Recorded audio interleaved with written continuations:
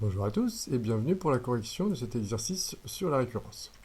Alors, dans cet exercice, on a une suite définie par u0 égale 1 et un plus 1 égale racine carrée de un plus 2. Et on veut démontrer que pour tout n, un est compris entre 1 et 2.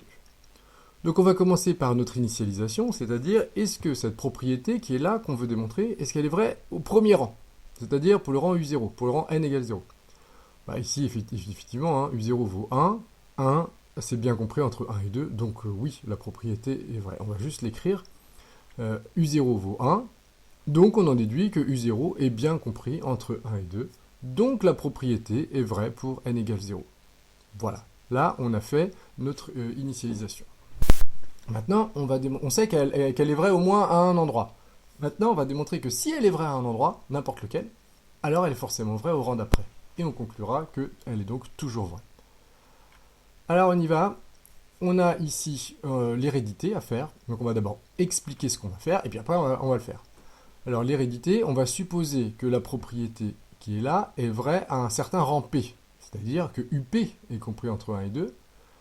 Et on démontrera qu'alors c'est vrai au rang d'après. Le rang d'après UP, bah, c'est le rang UP plus 1. Donc UP plus 1 sera compris entre 1 et 2 aussi. Donc on suppose que la propriété est vraie à un certain rang P, c'est-à-dire qu'il existe P tel que UP soit compris entre 1 et 2. Et on va démontrer qu'alors c'est vrai au rang suivant, c'est-à-dire que UP plus 1 est compris entre 1 et 2. Alors maintenant, on a écrit ce qu'on voulait faire, maintenant il faut le faire. On a deux choix possibles. Soit on part, on n'a pas le droit de partir de ça, parce que tout ça c'est ce qu'on veut démontrer. Par contre, on a le droit de partir juste de UP plus 1 et de démontrer qu'il est compris entre 1 et 2.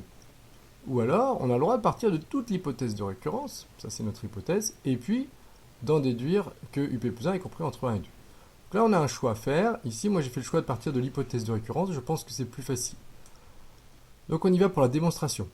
D'après l'hypothèse de récurrence, UP est compris entre 1 et 2. On garde en tête tout de suite ce qu'on veut démontrer. On veut démontrer que UP plus 1 est compris entre 1 et 2. Alors là, moi j'ai quelque chose sur UP. Donc il va falloir que je réussisse à faire apparaître UP plus 1 sachant que je pars de UP. Comment faire? Eh bien c'est la définition de la suite qui va nous aider. On sait que UN plus 1 c'est racine de UN plus 2. Donc ça veut dire que UP plus 1 c'est racine de UP plus 2.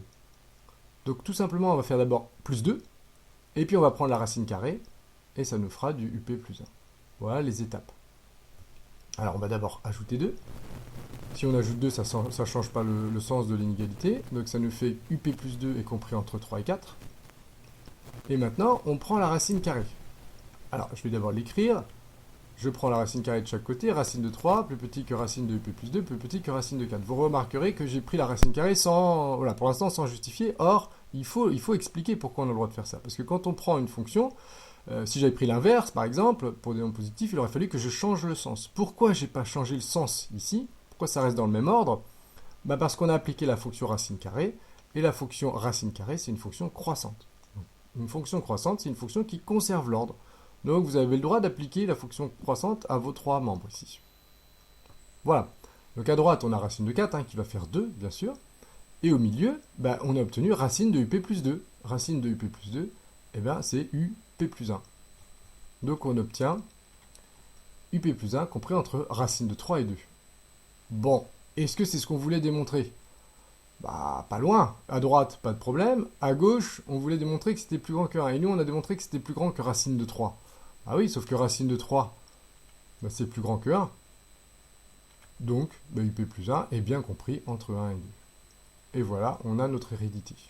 On a ce qu'on voulait démontrer. Il nous reste juste à écrire la conclusion, c'est-à-dire bah, que la propriété est vraie pour tout entier naturel n.